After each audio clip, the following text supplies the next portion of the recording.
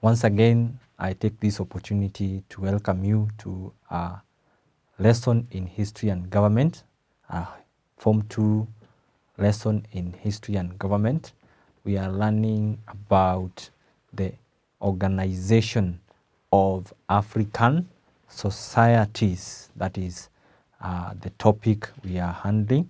We are learning how the African societies were organized, what they did, and how they were relating with one another. And remember, we are confining ourselves to the period before the colonization, that is during the 19th century. That is what we are discussing. So in our today's lesson, we are going to learn about the social organization of the Shona. In our today's lesson, we are going to learn about the not the Shona. Going to discuss the social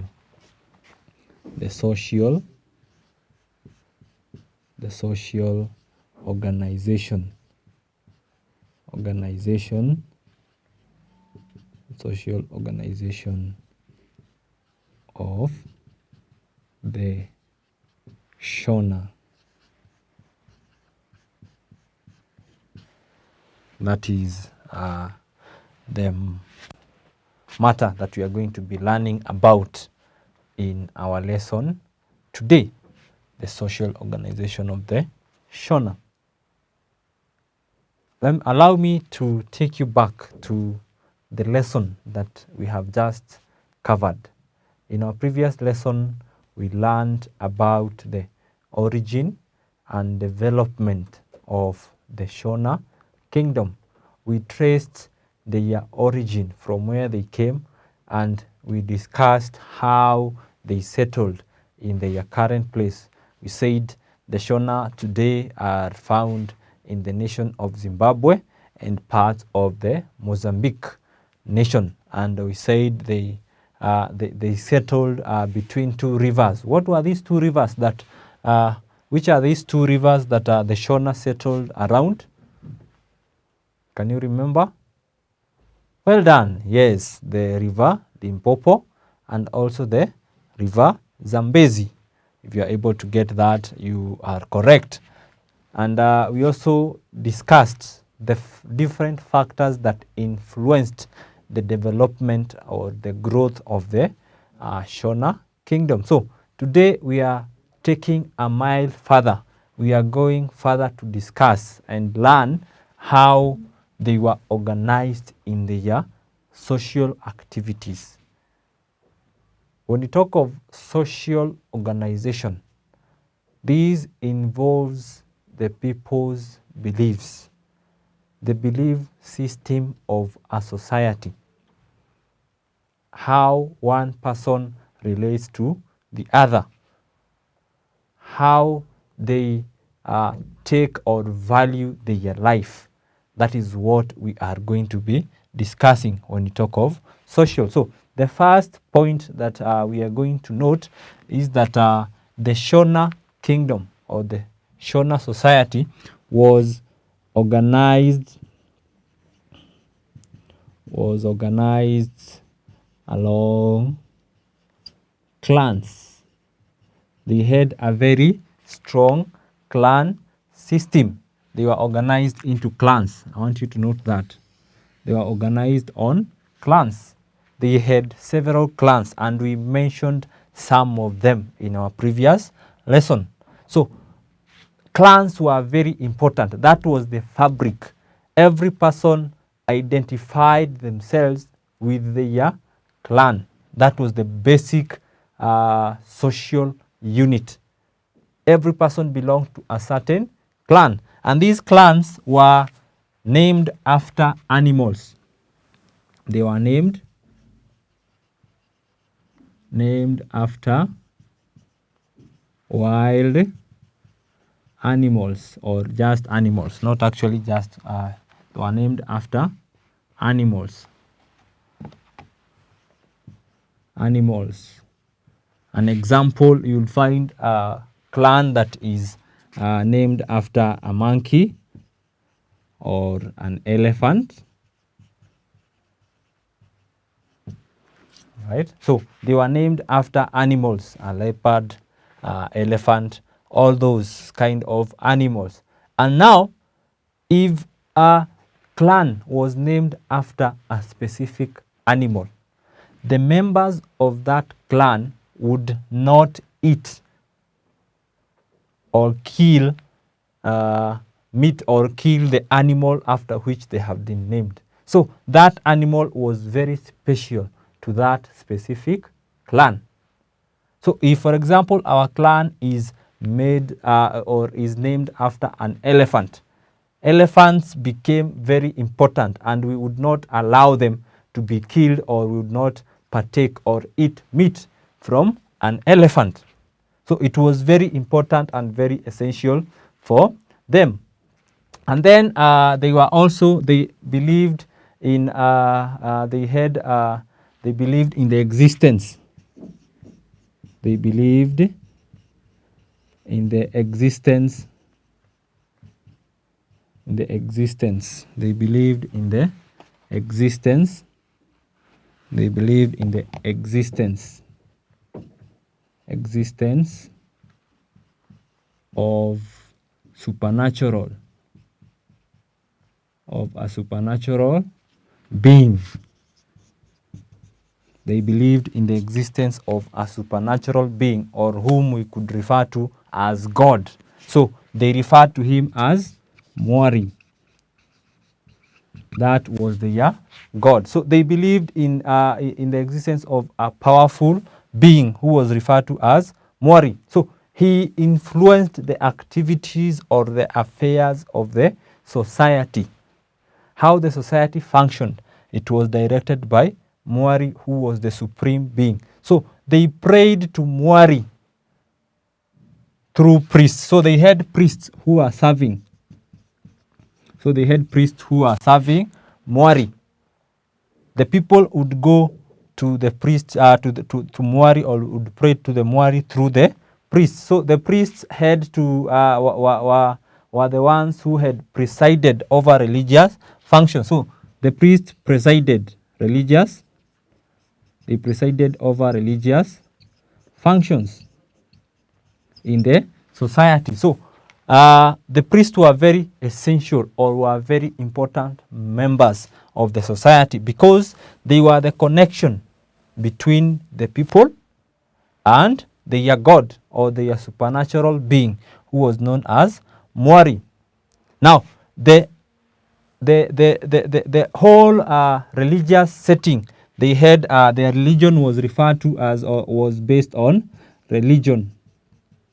Their religion was based on the Mwari cult.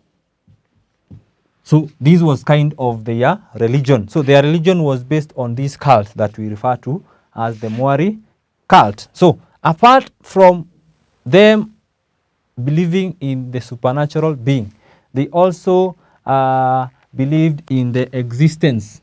They believed in the existence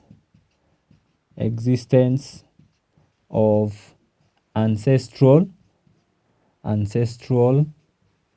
spirits. They believed in the existence of ancestral spirits whom they prayed to. Whenever they prayed to their God, they paid homage through the ancestral spirits. And these ancestral spirits were divided into three. The ancestral spirits were divided into three, or clustered into three. The first cluster, or the first group of the ancestral spirits, was known as the Vazimu. Right? These were the family. These were the family spirits. These were the family spirits.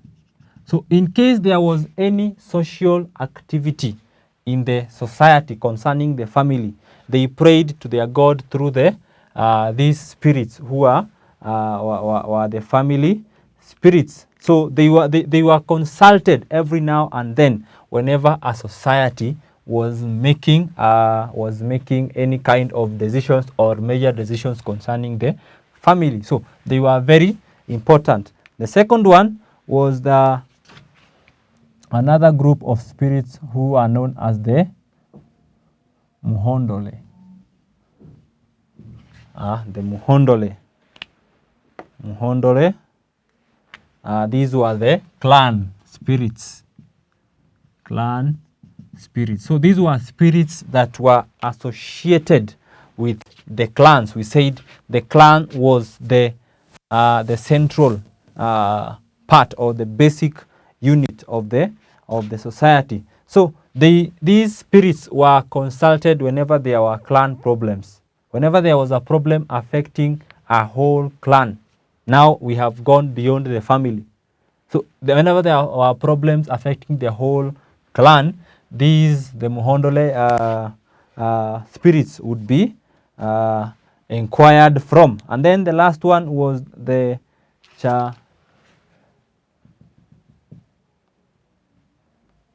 Chaminuka spirits. These were the Chaminuka spirits. That was the group or the third group. These were the national or for the whole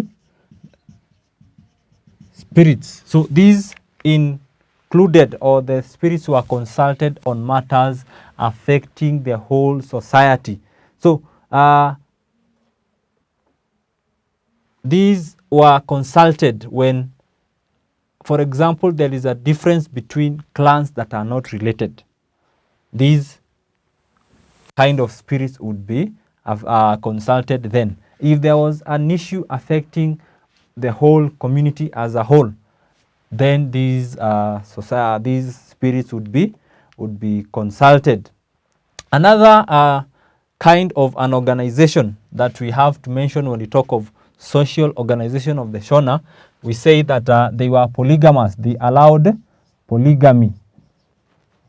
And when we talk of polygamy, this is the art of, or they allowed a man to marry more than one wife. So a man was allowed to marry more than one wife. And what is the importance of this?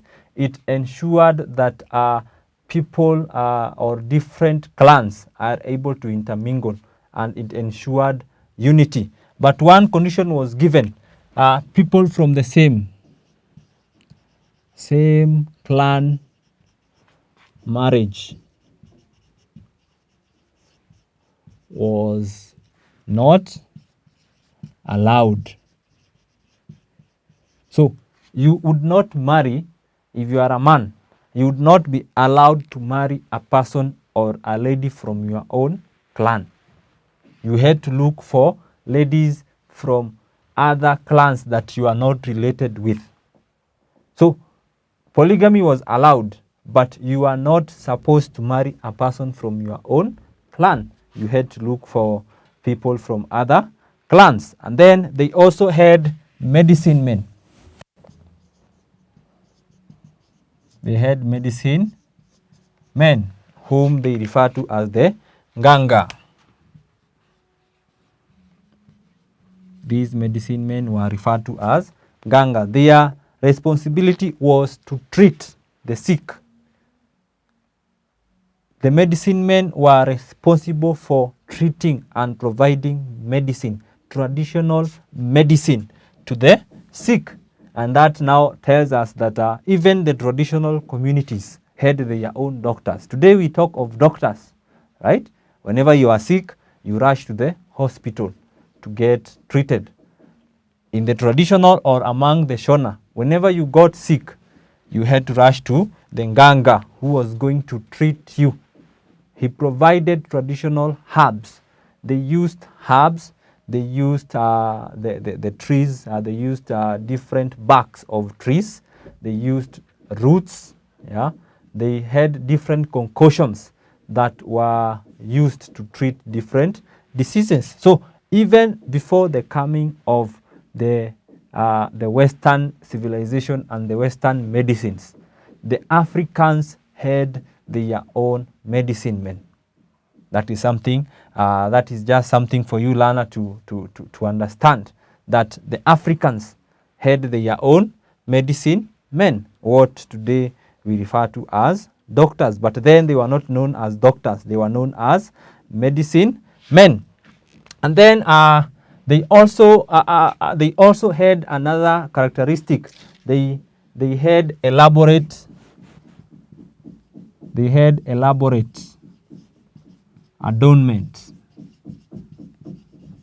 The Shona people loved beauty. So you'd find people having tattoos on their bodies. They had tattoos on their bodies. They would make colorful ornaments, right?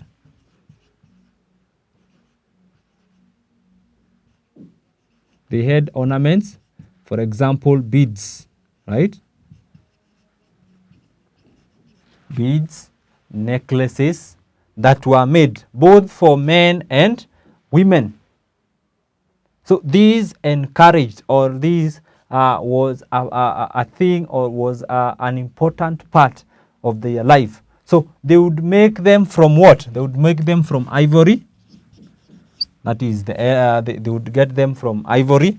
They would also make them from shells of eggs of birds, cowrie shells that they would get from the ocean, right? So this was used to make ornaments, and it was used to bring beauty to the people. So they were very essential, or they were very keen to see that they look good. So beauty also was part of the traditional Shona kingdom. They had to organize how they looked according to their own way. And then the elders were highly respected. So those people who had advanced in their age, or had taken, were given positions in the society, were highly respected. That is why they had a very concrete, or a very structured kingdom, where people are respecting authority. And then they also had specific places of worship, or what we refer to as sacred places of worship. They had shrines where the priests would continue to make prayers and make sacrifices for the people. And then the second last point that we are going to discuss, they lived in stone houses. They had circular stone houses. Even the animal pens were made of walls made of stones. And then the kinship system, or the kinship was patrilineal. The kinship was